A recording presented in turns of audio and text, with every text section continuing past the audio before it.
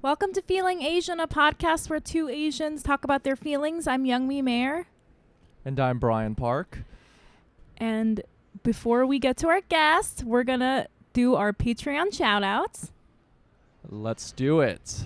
So for our listeners out there, you know the drill. If you like the podcast, please consider supporting us on Patreon at patreon.com/feelingasian. Youngmi and I offer a lot of different exclusive benefits, but at the very least, any donation amount gets you a shout-out on the podcast, where we guess who you are based on your name alone. And without further ado, Youngmi, are you ready for our first shout-out? Yes. I'm not hungover today. Surprise, surprise. So my psychic abilities might be off. But right. That's I'm going to try to tap in. I'm going to try to do the method. Act like I'm hungover. All right. Okay, tap in, Youngmi, because our first shout-out goes out to Melia Saito. I'm getting Hawaii vibes. I feel like this person lives in Hawaii. Yeah, I was going to guess Saipan. Oh. Yeah. You know what? Maybe this person is a Pacific Islander. PI represent. I'm getting Let's go. that vibe. Right? Woo. Yeah. I like Saipan. Melia Saito. Because that makes Saipan. sense. I feel like I talk about being from Saipan a lot, so eventually somebody's going to have to listen that's from Saipan, right? Yeah. Yeah, I'm going to go with that. She's a small business owner, owns and operates a smoothie shop, On and Saipan? loves to surf. Yeah. That's my guess. Well, I'm going to guess that she's a scuba dive shop owner because there is no surfing on Saipan. Little do people know. All right. That's just some I'll Saipan trivia for everybody. Go fuck yourself, Brian. How dare you? How dare you? There's like a reef. There's like a coral reef that surrounds it. I mean, I guess you can technically surf on the other side, but I don't know anyone that does. Scuba dive shop, smoothie shop. You have the facts. Let's go with your guess. Melia Saito, thank you for donating to our Patreon. Our second shout out goes out to Bawi Kim. Now, the last name is spelled Kimn. Oh. Kim. Yeah. Do you think that's like a Southeast Asian last name? I don't know. That's my guess. Southeast Asian? Maybe like Laotian or like Cambodian? Bawi Kim. He's Southeast Asian. I'm going to guess that he is a partner at a law firm. Yeah, Brian always like guesses the lawful professions. Even when you were like, this person's a musician, by that I mean he owns a record company. He's the CEO of Forbes record distribution network or something. He's a musician. No. He owns Now let me finish here, okay? Bawi Kim is not any old traditional lawyer. He is a partner of a law firm that specializes in art contracts. Spice things up a little bit. So Brian would consider him an artist. He is an artist. He is a creative. I buy that. that. Oh, okay. Yeah, I believe that. I feel like this person is on also the same psychic vibe here. I'm getting video game vibes. Video game vibes is super hard to say. Just try saying it. Video game vibes. Never mind. It's just me. That's a great first AIM screen name. Video game vibes 2007. I feel like he's like if I could streamer. Redo it. Oh, so he's a Twitch streamer. What does that mean? Yeah, that's what I'm getting. All right, I think there's truly no in between. Either he is the most lawful lawyer who is closing multi-million-dollar auction sales, or he is a Twitch streamer who Why not makes both? a lot of money doing that too. But in any case, Bawi Kim, thank you for your donation. And our last shout out for this episode goes out to Chris Ko. I'm going to guess that Chris Ko, he's in an Asian frat. I saw like gym shorts and like muscly. He's wearing a t-shirt, but you know when somebody that's muscly is wearing a t-shirt and it looks really good? That's what I saw in my head. Oh. You know? Yeah. He has good fashion. He's in an Asian frat. He likes to party. He gets very fucked up on Friday nights, Thursday nights, but he never misses church on Sundays. I was gonna say he never misses. What's that workout thing where they lift weights and it's like kind of culty? CrossFit? CrossFit. I was gonna say he gets turned, but then at 8 a.m. he's at CrossFit. He gets turned and he carries one of those plastic protein shakers with him. But that's sort of his thing. Brian, I was seeing the oversized water container too. The really big one, I don't want to start carrying that around with me. I think if you start carrying that around, you just immediately get ripped. Just from the weight of the water. Fake it till you make it. I'm going to do that. Crisco, I'm really excited to work out with you and carry our big water bottles together whenever you come to New York. In any case, those are our shout-outs for the episode. Let us know if we're in the ballpark. And once again, our Patreon is patreon.com/feelingasian. And Youngmi, I think it's time to introduce our wonderful guest this week. I'm so extremely excited. I'm so excited for our guest this week. Listeners, you're in for a treat. Our guest this week is the co-founder of the skincare brand Good Light, and he is also the author of the book Pretty Boys. Everyone, please give a warm welcome to David Yee. Hello, everyone. Thank you so much for having me. David, your audio sounds so nice and crisp. Yes. Okay, good. I'm so glad. It's all about the audio on a podcast. Everything about you is so nice and crisp. Like you are truly the most I mean, listeners, before we started recording, David Yee said that he felt not his best because he just went for a 2-mile run before this, and he is literally radiating through my computer screen My hair's so crispy. I put some gel in it like it was 1990. I was like, ooh, okay, let me try this gel. But no, thank you so much. Listeners, Youngmi and Brian have the most glistening and dewy skin. I'm like, are they Korean? Because they look like really chok, and I'm like really into it. Chok means like bouncy and wet and moisturized. And like, plump. when you touch it, it kind of goes like... Wow. Well, Youngmi, did you hear that? This is coming from a skincare expert, so it must be true. It's true. I'm so excited. I'm going to kill myself. I never say lies. I have to say, this is great that we are talking about this and our skin, because we started a YouTube channel. So if you're listening on the podcast right now, you can just go to YouTube and see what we're talking about. Ooh. And this is the second ever YouTube episode that's going to come up, and you can look at our chok skin. Yes, chok. Yeah. Dewy like dumplings, and I just want to like pinch the skin and see the moisture level. Is that weird? Wow. Is that weird? I'm not gonna pretend that I didn't. I'm gonna pretend that I didn't try at all before this episode because I knew it was David. I'm gonna just pretend I didn't go get like a emergency facial. Yeah, this is just natural. Yep. Oh my God. Well, David, thank you for joining us on the podcast. And before we ask you how you're feeling, Brian, Youngmi. how are you? Brian, how are you feeling? You beat me to the punch. Because I always go first, and now I'm feeling self-conscious about it. Brian, I really want to know, how are you feeling? Okay. I am feeling a little bit agitated. Now, something happened to me a few days ago, and it's been on my mind. And I also want to talk about an article that I read in the New York Times, and it's all under one umbrella category. And we're going to talk microaggressions here. So, I play tennis a lot. Tennis is my jam. I play almost every day, and I play at McCarran Park in Brooklyn. And the way it works is you have a 1-hour time limit. So you have a park attendant there. They sign you in. And a few days ago, I went to go play tennis with my friend. And the park attendant said, okay, it's on the hour. Now go to court 4. I walk to the court, and there's these 2 douchey-looking white guys playing. And for lack of a better word, they were just douchey-looking. And, I informed them, like, hey, it's 3 o'clock. This is their court. You got to go.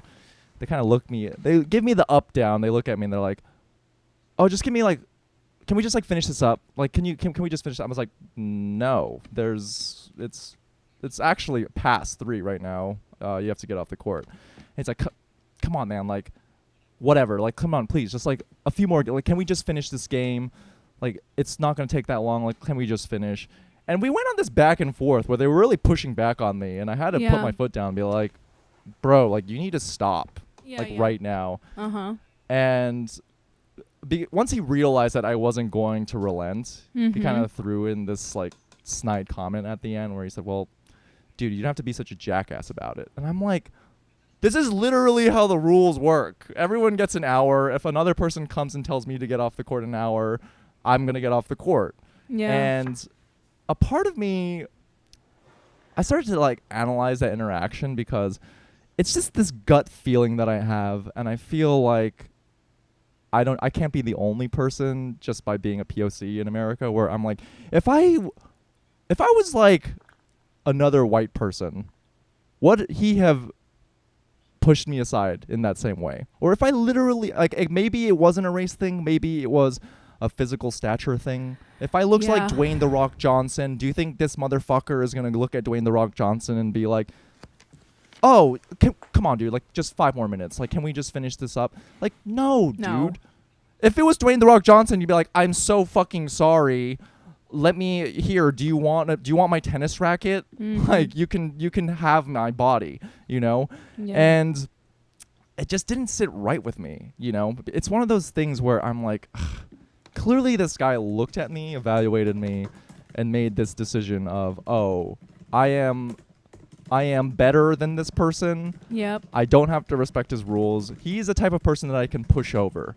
And I don't know. Maybe it is because I'm Asian and this person was white. Maybe it's because I'm like kind of a lanky, skinny guy and he thinks he's physically stronger than me. But that interaction kind of left a bad taste in my mouth. Now, I read this article a few days ago that was in the New York Times, and I recommend everyone to read it. The article is titled "The Cost of Being an Interchangeable Asian," and it's written by Brian X. Chen. And it describes how Asian Americans in the corporate workforce are they experience detrimental side effects of the model minority myth, where there is an overwhelming. People point to the high numbers of Asian Americans that are quote unquote excelling in the corporate workforce. However, if you dig a little bit deeper, very few of them are ever getting promoted to C-suite level or executive level positions. Now, the reason for this is that they kind of just we're interchangeable. We exist as one collective identity as Asian American, and you know, the article interviews so many different Asian Americans in middle management levels that describe the same thing over and over again, where they're confused for other Asian Americans in different departments. Like, these are your coworkers that you see every day, and they can't even get your fucking name right.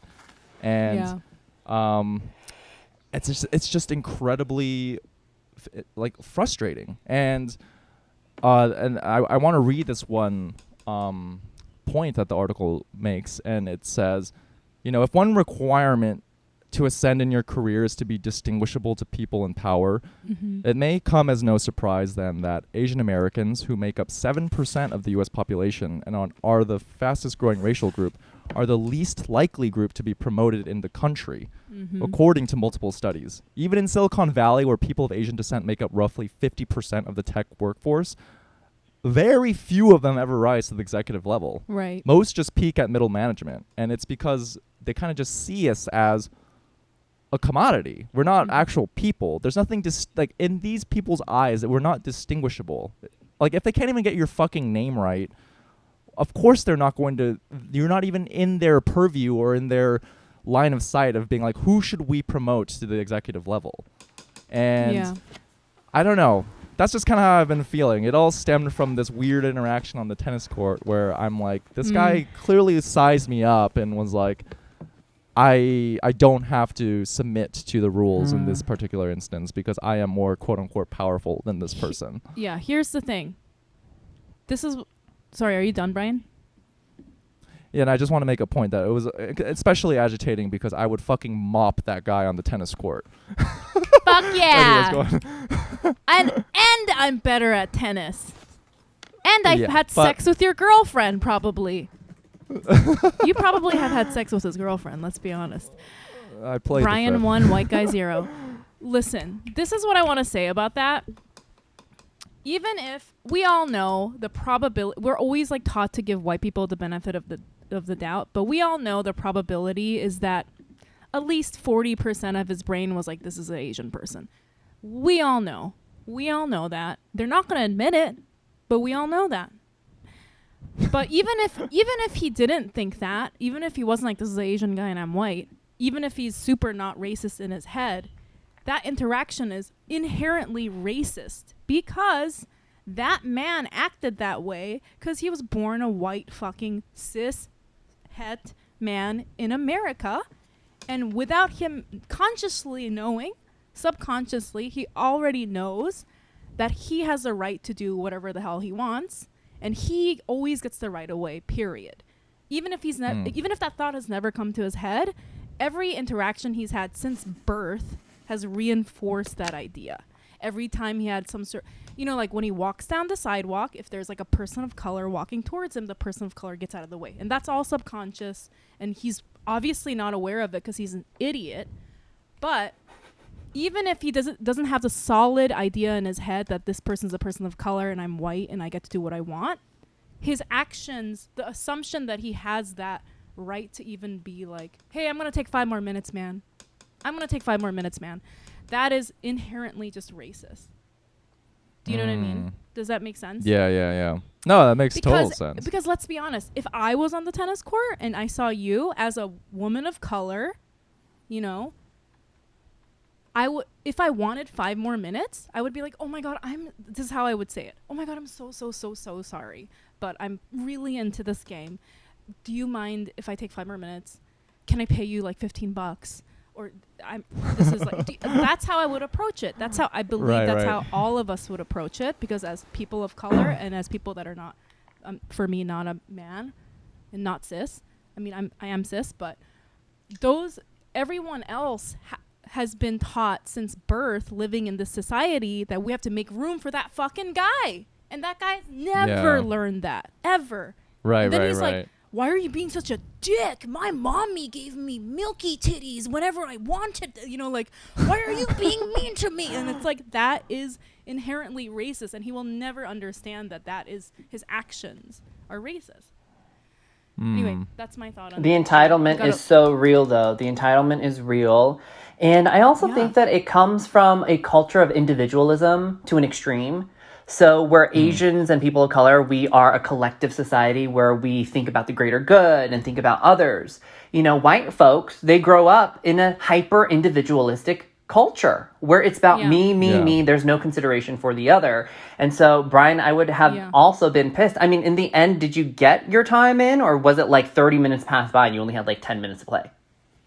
No, I mean, that's the thing. Because I was so terse and unwavering I'm like adamant to kick them off, because my playing partner did point out, he said, in a very endearing way, he was like, I love it, dude. Like, you're such a savage. And mentally, I'm like, I have to be this way because when I'm dealing with these really entitled white men, if I give you an inch, you're going to take a yard. And I can't even give you that space. I'm not even going to indulge it. Like, your time's up. That's it. That's so great. Good. We're all on playing by the King. same rules, That's the thing. And then there's this whole thing of, wait a minute, you're Asian. Asians don't do. Like, there's like that sort of like, wait, you're fighting me back on this? Usually you just say okay and laugh. You know what I mean? Right. What Asians are they thinking about? I have never. My mom is spicy. She's a Meo Shincha. Her last name is Shin, the spicy Shin. And so for me, I'm just like, Koreans, I don't know anyone who is just demure and doesn't speak up. Like, all the Koreans I know have that inner Han that just like comes out, right? But this triggers me, Brian, because when I was in 6th grade, growing up in Colorado Springs, Colorado, I had one other Korean in my grade. His name was Jeffrey. And Jeffrey and I looked nothing alike. But we would always get mistaken for the other. So I did an experiment one day. And I was like, Jeff, you're going to all my classes. I'm going to all your classes. Let's see if one teacher points it out. At the end of the day, not a single teacher knew that we were in different classes. And I was like, should we just take each other's tests? That is insane. Oh my God. That is crazy. I just remembered this right now, Brian. You imagine? Oh my God. Let's just keep doing it. All the Asian Americans listening to this, let's just keep doing this. This is fun. God. Let's you know, when Andrew Yang, if Andrew Yang becomes mayor, I'm just gonna like pop into the office one day, be like, "I'm the mayor." No one's gonna notice. And then, like, what am I signing today? Oh, let's like sign all the paperwork, like open all the borders. You have blonde hair today, Yeah. Andrew. Anywho, yes, we certainly agree Anyway. with the opening of the border. yeah. And I mean, and that New York Times article, it did upset me because I have been in positions like that, especially in the corporate workforce where Right. people have confused me for another Asian. And, you know, it's a confusing feeling because it's like, okay, this is just an innocuous mistake. But then if I think about it or dwell on it even longer, it becomes more sinister, and it goes to like, well, why are you confusing me? Like, we worked together for the past 6 months. And I clearly don't look like this other person, so Wait, why are you still making this mistake? where was know? that, Brian? At work? Yeah, when I used to work when I had a corporate job. Wow. Yeah. Remember? I mean, it happens all the time in America, too. Even in Yeah. school, you know? Even in comedy, people confuse us for different Asian comedians. And the sad fact of it is we'll never be on the same shows because it's only one Asian per comedy show. And, you know, other comics might be in the audience and they'll come up to you afterwards and confuse you for a different Asian. And you're like, what is going through your mind right now? You just have to call it out. Like when I worked in corporate America and I, felt a certain way, I would just say that was racist. Do not ever mistake me again. Let's go. I love saying that. Don't you ever make worst- that mistake again. Period. And you just walk away. Or you let them walk away, actually. You just Listeners, if anyone does that shit to you, Brian, you should have just been like, "That's racist. Are you trying to take my time because you're white and I'm Asian?" And then like recorded it with your camera and then canceled him on Twitter. Twitter, do your job. Twitter, do your thing. Woo! Well, I feel good now that I got that off my chest. Youngmi, how are you feeling? So I just listened to the episode. We're recording on Thursday. We had an episode come out yesterday on Wednesday. And I talked about my friend that I had a fight with. And I have to say, I was very vague. I didn't really mention her name or anything, but I felt kind of bad because I felt like even though I try very hard in my life, I am a human being and I have a point of view. And anyone that's listening to this, and I know like people obviously share similar stories as me, so they probably agree with me when I say stuff. But probably like if I have an interaction or a fight with somebody, I'm assuming that maybe 30% of that is stuff that's probably a little incorrect because it's like coming from a place of my emotions and it's my perspective and it's probably coming from me being hurt.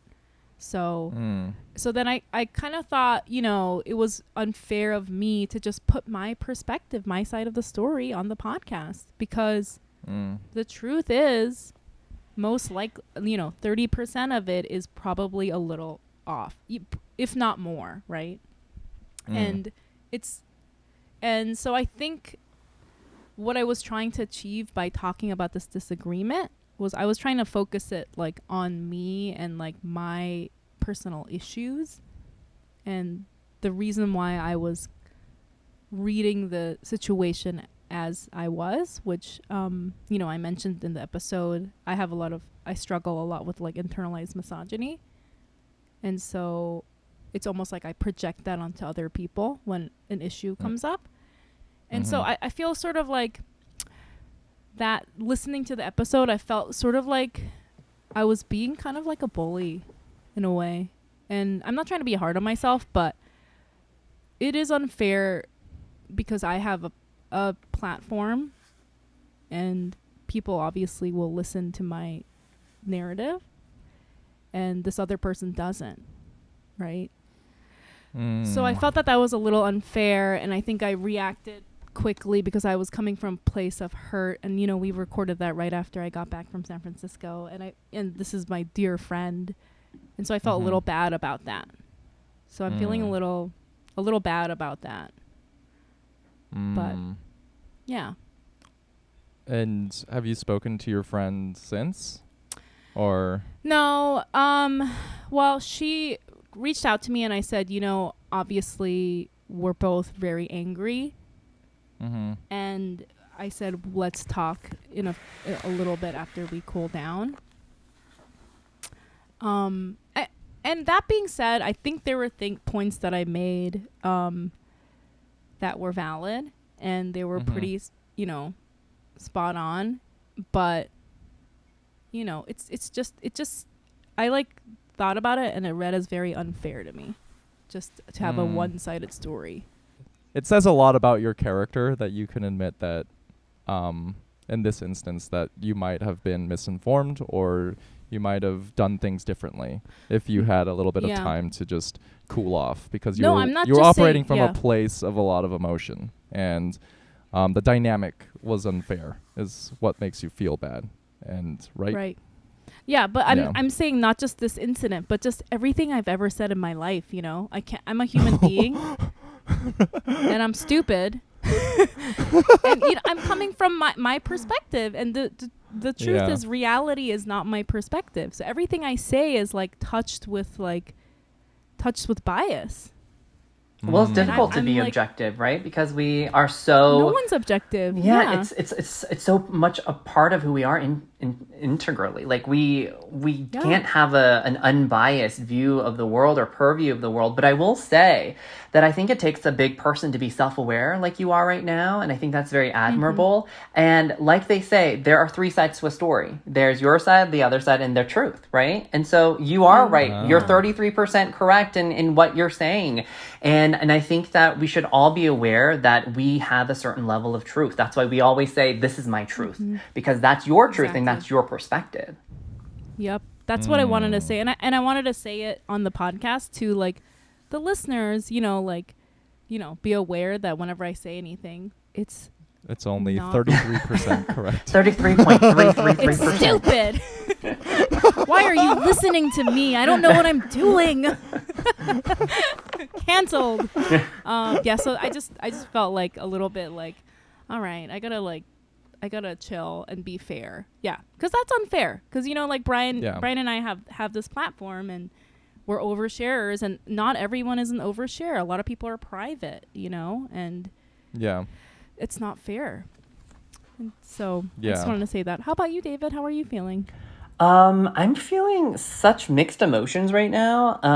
You know, we have the book coming out, and I feel like there's still a lot of work to do before that comes out, and we're having some pride initiatives for, you know, Good Light, and the beauty brand just launched a little over 100 days ago. And then, you know, I'm still the editor of Very Good Light, which is a platform that launched in 2016. So I just feel like I'm being stretched to my limit. This is like the most busy time of my entire life.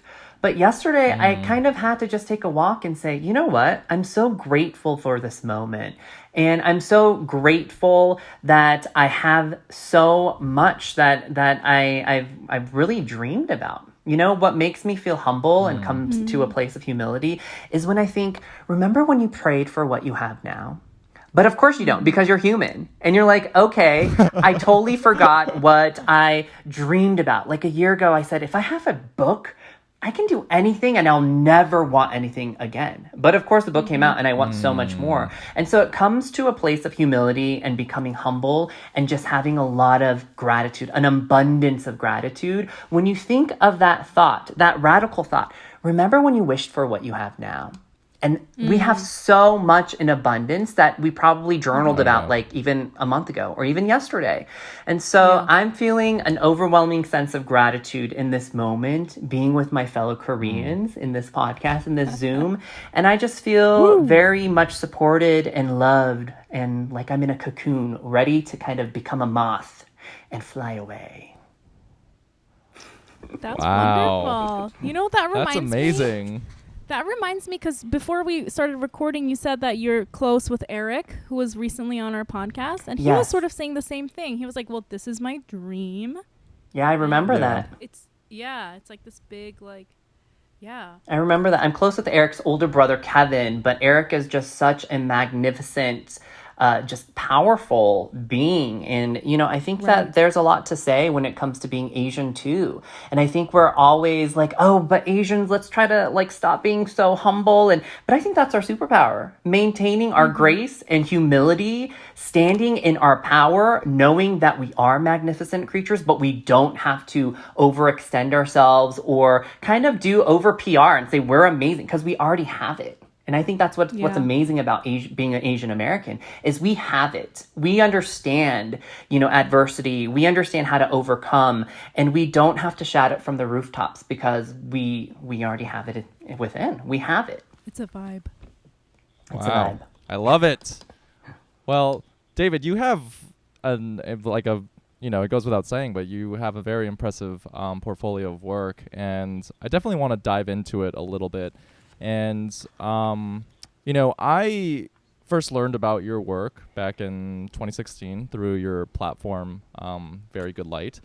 Woo. And, I was dating someone at the time she was obsessed with skincare. And was that tennis guy's girlfriend? It was tennis guy's girlfriend. Yeah. It's full circle. Yep. I'm being a bully because I have this platform and I am shitting on tennis guy. He doesn't get a say on feeling Asian. It's 100% the true story. Yeah, and you know your platform, Very Good Light. You curated content aimed to redefine masculinity through a beauty lens, and you know you've spent a lot of time researching the history of beauty at large, especially as it pertains to men. And I'm curious, how do you think the perception of male beauty has shifted since the inception of Very Good Light, since 2016? That's a great question. And I can't believe you read our publication back then. I feel like we were such in our infancy. That means, I don't know, I feel so humbled right now. Yes, that is such an amazing question because when we first launched Very Good Light in 2016, I almost feel like there was some pushback because people were like, why do we need to redefine masculinity? Like, why is it that masculinity, we already know what it is as a construct. What do you mean redefine it? But for me, I always knew that these gender roles and the gender binary was put into place not by my power, but by a structure that was greater than I. And so I always questioned everything since I was younger. Like, why is it that there's pink for girls, blue for boys? But really, when you look at history, it was initially pink for boys and blue for girls. And it's just color. And when I was in my career working 10 years as a fashion editor in New York City, I just felt as if people weren't really paying attention to why we were promoting such ideas of what was beautiful or what was masculine or feminine. Because when you dissect these words, what does masculine and feminine mean, right? So when you're saying that boy's so femme, what are you trying to say? Is it because he's wearing makeup? But what we know through history is men have always worn makeup. So what are you trying to get at? Is he more flamboyant in his expression? Is he more boisterous, bold? And so I think that semantically, we need to understand what masculine and feminine means. Obviously, in our American English 2021 lexicon, we're never going to abolish these two terms. But I do think we should be a little more precise in the language surrounding masculinity and femininity. But when I was in 2016, getting back to your question, it was very fascinating for me to uncover what people's ideas of masculinity was in this westernized, colonized world. Like, why is it that we uplift these cis straight white men who are traditionally handsome? And what does traditionally handsome mean? And why is it that we prize these certain features as being gruff or stoic or emotionless or being macho? And so I wanted to break it down. I was like, this is not what we should promote as masculinity. It's to me, it's misguided. And so in 2016, I wanted to redefine that through a beauty lens because I knew that beauty was a conduit for change. And throughout history, we've seen that beauty has been political, has always pushed culture forward, and has always empowered. And so through beauty, I feel like we wanted to delve into masculinity. That was kind of the excuse to delve into redefining that and uncovering what that means. 5 years later in 2021, I do think that masculinity is a little more expansive. We're seeing that Gen Z is pushing the envelope. I know you two are TikTok fans, but we see, men, mask identifying folks paint their nails. They're wearing their nails. They're also wearing dresses. Like the heartthrobs of today are Harry Styles wearing a dress on Vogue, or Frank Ocean, who uses retinol, and when he talks about retinol, it becomes a trending topic on Twitter. And so I think that the softer version of masculinity is kind of more embraced in 2021, but I think we still have a lot of room to go. And I think that it's okay for men, women to be masculine and feminine. We both need, we need both of those to be a whole person. We need that yin and that yang energy. We need that divine femininity, that divine masculinity. And that's how we become healthy, whole people. How much of a role do you think you being Asian plays in the fact that you started this blog or publication? I think that it's very transgressive to have an Asian American male mask identifying person be at the forefront of this. But it only makes sense, right? Because Asian Americans have been traditionally, men have been emasculated from the beginning of time. We're talking about yellow peril, which was, deliberately created so that Asian males wouldn't steal white women from the white men. And so that propaganda was so like rich. Brian. Right. That propaganda was so successful that, in 2021, we still have those notions that Asian males are seen as less than or not as sexy, or, that has detrimental effects generationally, from a psychology standpoint to a personal self-esteem standpoint. But I think it was transgressive to have an Asian American guy do this because people didn't expect it. And they're like, whoa, I mean, if the most the hyper invisible person is trying to become visible now and is shouting through the rooftops, this is something that is very different and interesting. And I don't think it caught on. I think it only caught on the past few months when people were like, oh, we're hearing the messages again and again that masculinity shouldn't be claustrophobic or boxed in. And we're hearing it over and over because in everything that I would write, everything that I would say the same things over and over so it would stick. And I think that finally it's sticking. And in 2021, we're in a new frontier of this new version of masculinity that's embraced and accepted. I see, how I see like the toxic masculine traits that that really harm cishet men in American and Western culture. How I see that, to me, is I visualize it as a virus. You know what I mean? Because it wasn't worldwide. It wasn't like the norm. And that their society had that, and then everywhere they went, they spread it. Do you know what I mean? And so that's how I view a lot of things like sexism and like homophobia and like racism and things like that. Like they are carrying this like emotional virus or like intellectual virus that they spread, and it's just like a system of very like harmful bullying tactics to harm men and women. Absolutely. But men mostly like, these like very rigid like masculine like.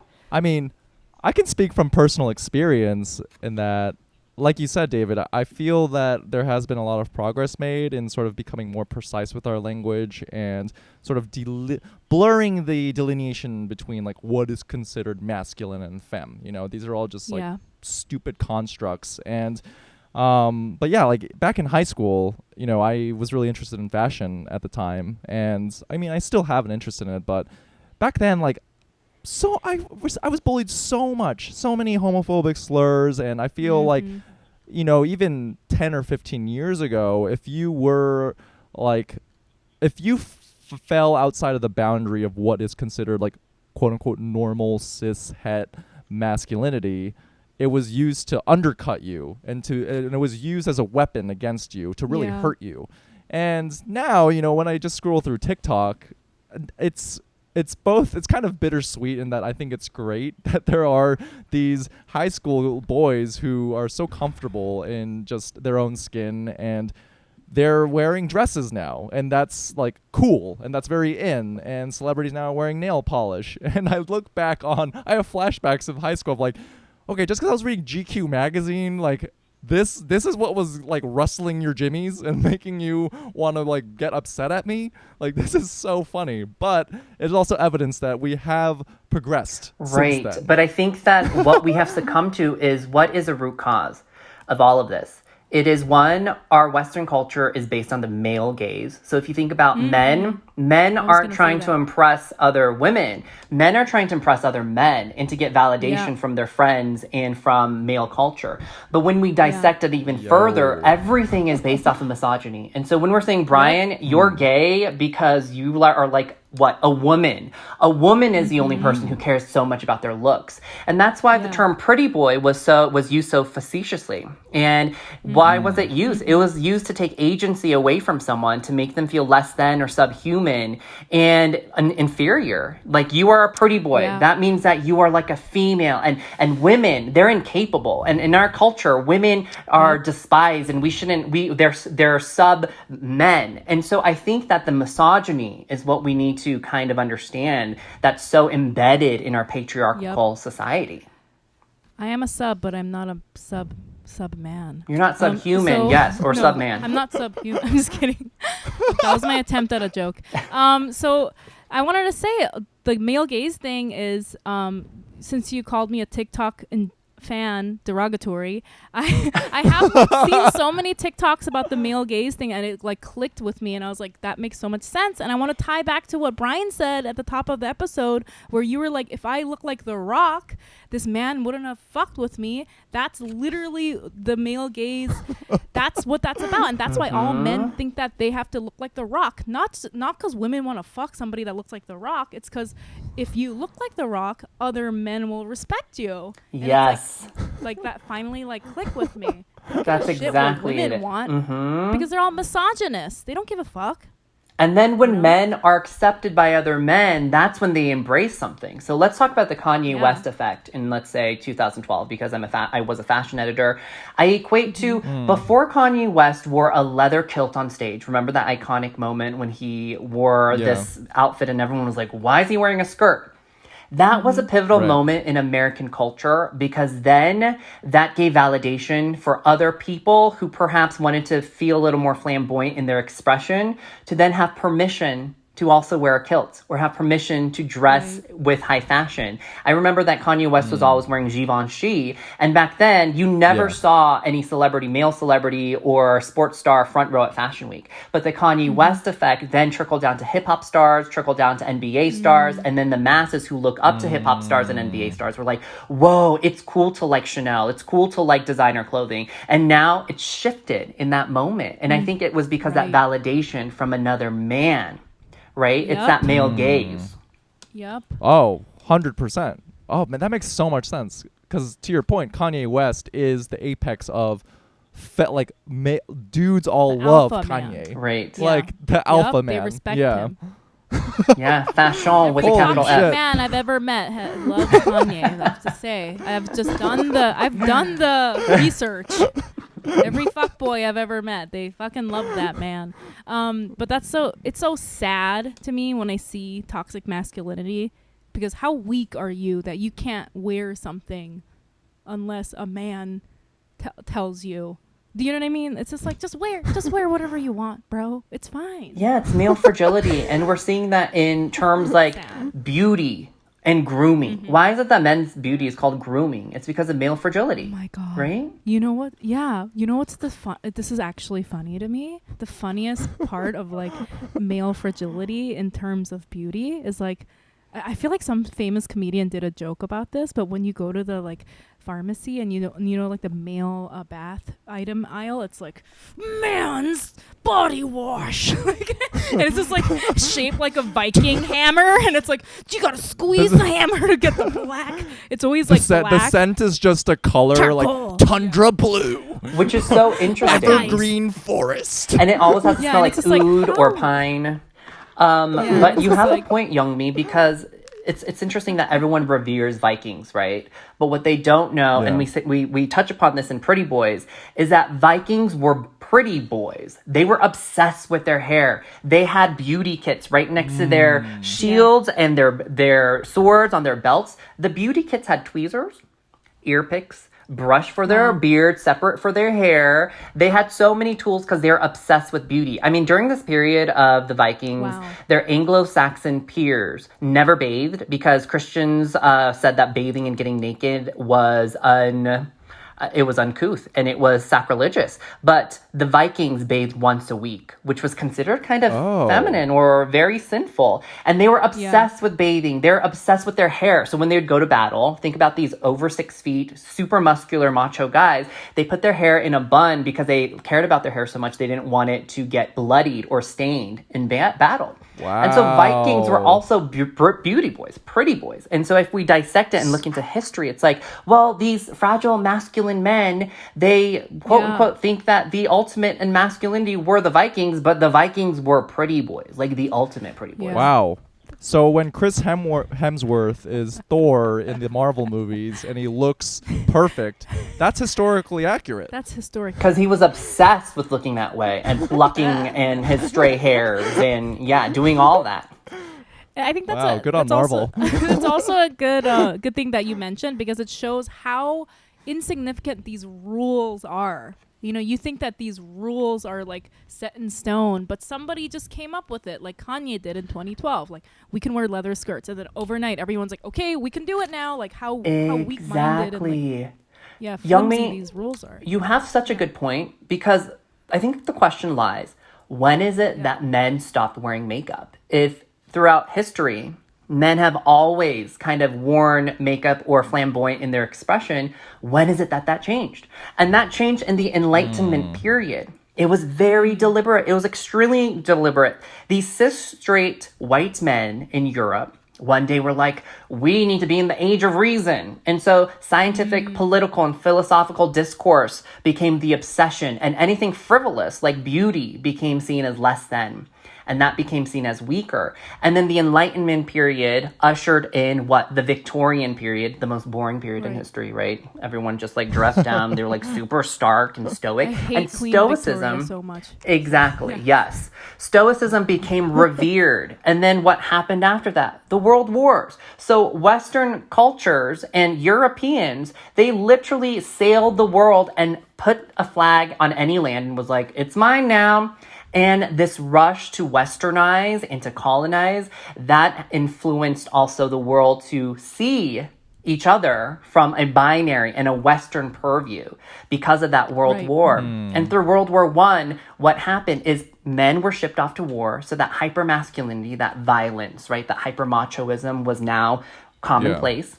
What happened to the women who stayed behind? They had to replace the men who were off in battle, and they had to replace them in jobs like manual labor, factories, or the postal service.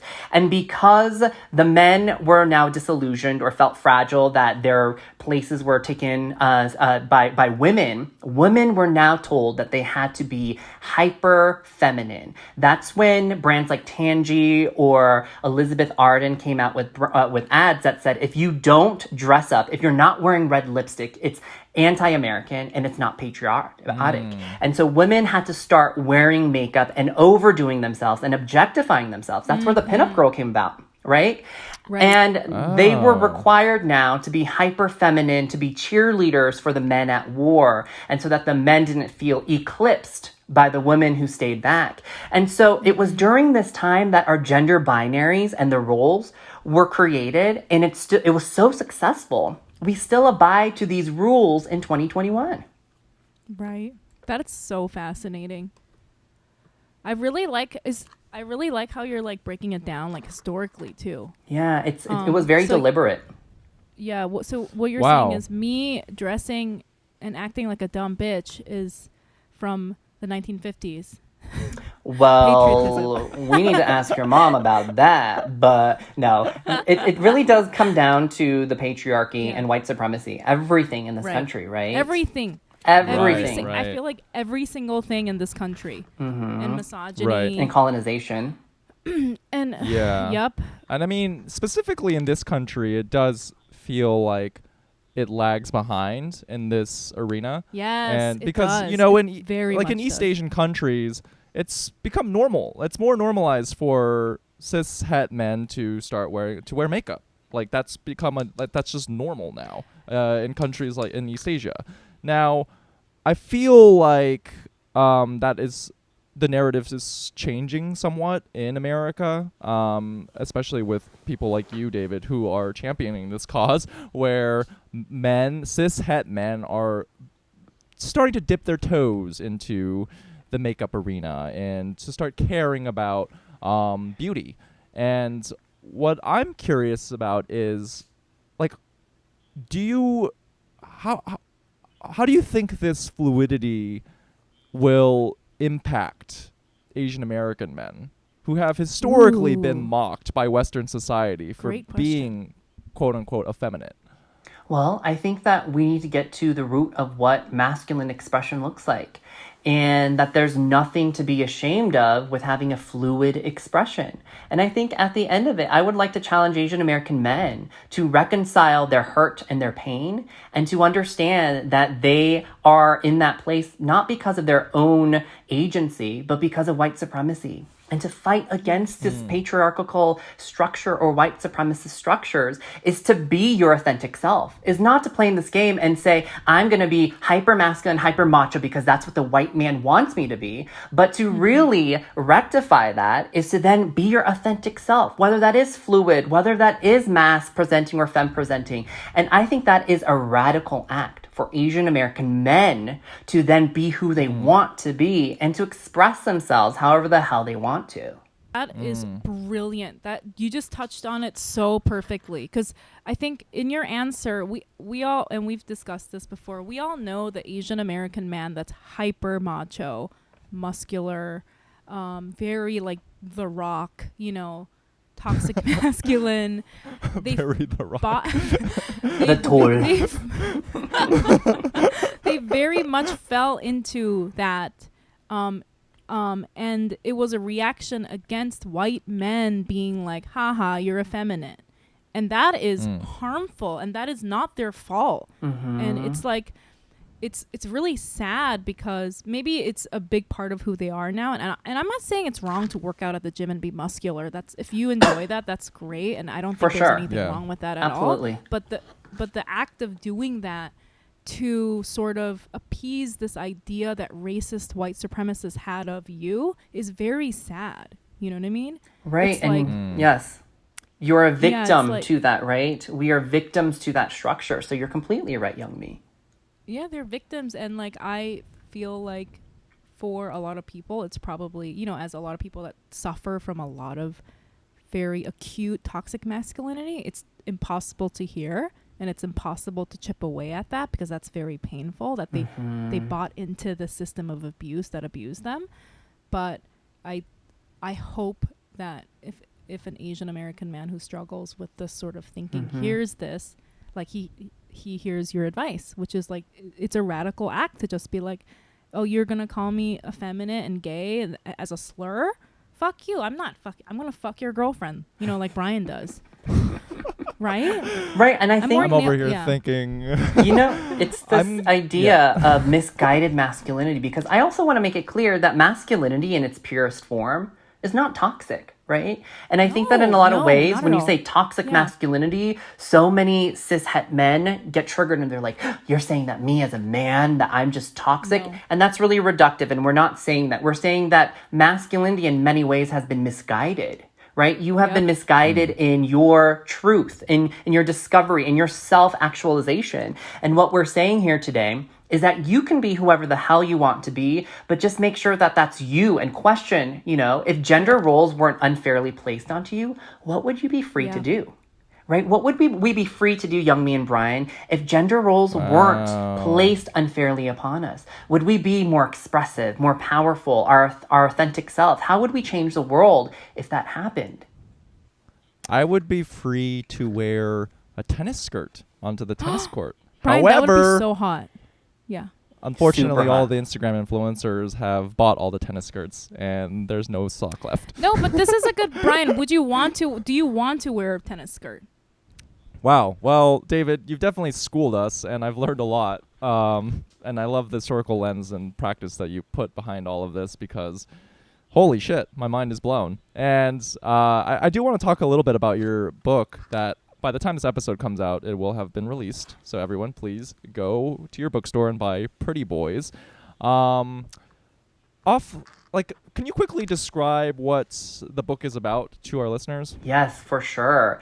Pretty Boys is a book about the history of men, makeup, and masculinity from the beginning of time to now. So we're going back to 50,000 BCE with our Neanderthal cousins who ground up pyrite as highlighter and also used foundation and daubed their cheeks with blush, to warriors like the Vikings, to 3200 BCE, our Babylonian friends who went into a salon for hours and hours to paint their nails and to curl their hair before battle, to 600s Hwarang. The Shilla dynasty had these assassins called the Hwarang who wore makeup as a spiritual practice. And all throughout history and the world and time, we're understanding that pretty is pretty powerful and that innately we as human animals, we are part of the animal kingdom. And just like male species like peacocks who might be beautiful, innately we are proving that men too, mask-identifying people, have always beautified and innately we want to be powerful through that act of beauty. Also, in the book, there are some great tips in there, like Yes. just educational tips. Where I was reading it the other day, and for instance, the perfect way to part your hair. Now I am enlightened. Yes, we asked celebrity stylists from Sir John, who's Beyonce's makeup artist, to David Lopez, who works with Priyanka Chopra, to Daniel Martin, who works with Meghan Markle. And I think that we're getting the best tips from the industry to, even K-pop. Like we got Pentagon's makeup artist to really tell us about K-pop makeup. And I learned so much that the makeup they use on stage is waterproof and it's matte foundation and their dew is just from their sweat. But there's so many tips in the book. I'm just like BTS. My dew is sweat too. Yes, BTS is its own chapter as well. And RM made the cover of the book right here because I made that specifically because, so many people have criticized RM for not being the standard of beauty. But I wanted to redefine that. And I want to propel this notion that if beauty is in the eye of the beholder, you are that beholder. I am that beholder. I define my own beauty, my own worth. I am powerful in my own unique self and I'm worthy. And for so long, I felt growing up in Colorado Springs, Colorado, as the lone Korean American, otherized, invisibilized, felt less than, felt as if I didn't belong. If people don't see you, does that mean that you are a ghost? Does that mean I do not exist and I am not alive and I do not have blood pumping through my veins? And I felt that, and I felt so pained as a young child. And so I was always on a mission to uplift disenfranchised folks, to make people feel special, that they belong, that they are essential. And I do hope that people will take this book and say, I'm not different. I may be weird, yes, but I'm going to embrace that. And perhaps I don't have a community in Colorado or North Dakota or places like California or whatever. But I know that through history, these people, they existed, they thrived. And people adulated them, they lauded them, or maybe they criticized them. But I'm not alone. And history shows that I'm not alone. What a great way to take your personal story and apply it to so many people, not just Asians or people that are mask identifying, but just everybody, If you shine a true light, the darkness around you is not going to be happy about it, but who gives a shit? Yes. Right? I love the history behind all of it. Can you drop one more historical fact on us? I have to say, I did not know about the Vikings. Yes. Okay. For our listeners. So one more knowledge, please. Wigs were so interesting because King Louis XIV created this entire wig trend. This is why we know the male gaze is so real, right? So before King Louis XIV, people didn't really care about wigs. But King Louis XIV may have had syphilis. We don't know. But he started shedding his hair, going bald at 19. And he was like, do I make baldness a trend? Or do I pull a Regina George, like she cut out the boobs in her tank top? And do I create a wig trend because I'm small? He was at 5'3". He was like, I want to wear heels. And I also want to magnify my height through a wig. And so what he did, he created this wig trend. So all men started wearing wigs. And his was created by human hair, by virgin hair, by Nordic women in the northern part of France. And his wig maker would go and would pay these women to grow out their hair so that King Louis XIV would have fresh, real wigs and real hair. But this created this entire sensation throughout Europe, where then wigs became this trending item and everyone needed it. And it was thousands of dollars. And then it created this entire industry, which France is today, of luxury. And that's why France is the epicenter of luxury, because of King Louis XIV. Because there was a short man that had syphilis. So and look at us AKA now, paying thousands of dollars for Kanye. no bags. Kanye of the 17th Kanye of century. his time. That you never heard stories like this growing up, because our whole system, our society is based on this BS, manly man stuff. You know what it is, Youngmi? That is such a good point. Y'all are just spot on. I wanted to say, if you think about it, who are the historians? Who are the gatekeepers? They look a certain way, and they want to promote this idea that these pharaohs or Alexander the Great, they had no softness. But Alexander the Great was like the biggest beauty boy. He was obsessed with fragrances. And so he named himself Alexander the Great. I mean, hello. And so the thing is, I think we all need to understand history is not always true. And who's writing history? No. It usually comes from a certain person. And even when I was doing my fact checking and would email people about Alexander the Great, they were so fearful. They were like, what do you mean? He never wore makeup? And I was like, I never said makeup. I said there are these passages that we see in Greek texts that he was obsessed with fragrances and perfumes. And people are afraid that these macho, masculine idols might be seen as less than because they were into beauty. Bro, he's dead. He's not going to do anything. Like, why are you scared to give me the real info? Exactly. Also, he didn't give a shit about wearing makeup. He was wearing it. Come on. And he also slept with men, People are women, so like weird. he was pansexual. Like he was free. Wow. I just want to quickly note that I saw the funniest meme the other day that just had me in stitches, where it said, like, in the 2000s, a straight man wore baggy clothes and then queer men wore skinny jeans, and now, like, in 2021 the only people wearing skinny jeans are straight men and only queers are wearing baggy clothes. It's so funny. I'm like, it's so It's true. so funny. It's so funny. It all goes back to acceptability and trying to work so hard to be a certain version. And if you think about it, and this is the last thing I'll say, masculinity is a song and dance. It's a mask that men wear. Yep. And they're like, I need to do certain things. I have to do this move. I have to say this certain thing so that I can pass. And once I pass, okay, I can take my mask off now. Yeah. It's so striking to me when I go to places, and I hate it when people say New York is so open and everywhere else is so close-minded. No, the men that live in New York are putting on a song and dance like, what did you say, bro? It's your time to play tennis? Like, shut up. Exactly. But when you see those men that really follow that strict rule in like public places, it's really like weird now. They're like, I'm gonna get a sandwich. I'm like, relax. Like, why are you doing that? It's such a weird act. Oh, for sure. I mean, I'll admit that when I was, when I was like 13 or 14, I would go on those hyper mask like bodybuilding forums where they would give like tips on how to like pick up girls and stuff.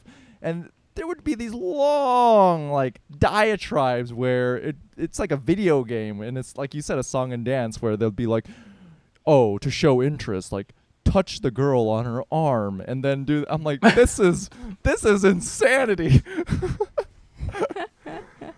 Yeah. Touch her head. Touch the top of her head. Like, right. I don't think this is gonna work. No, this has been fantastic. Thank you so much for joining us and dropping all this hot knowledge. Thank you. And Brian, I just have to say that I feel like you're so enlightened as a cis het man.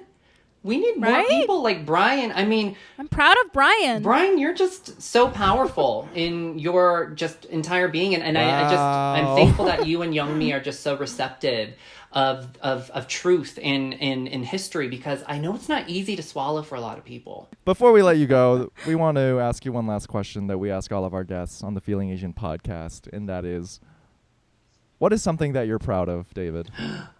Wow. I'm proud to be Korean American at this moment.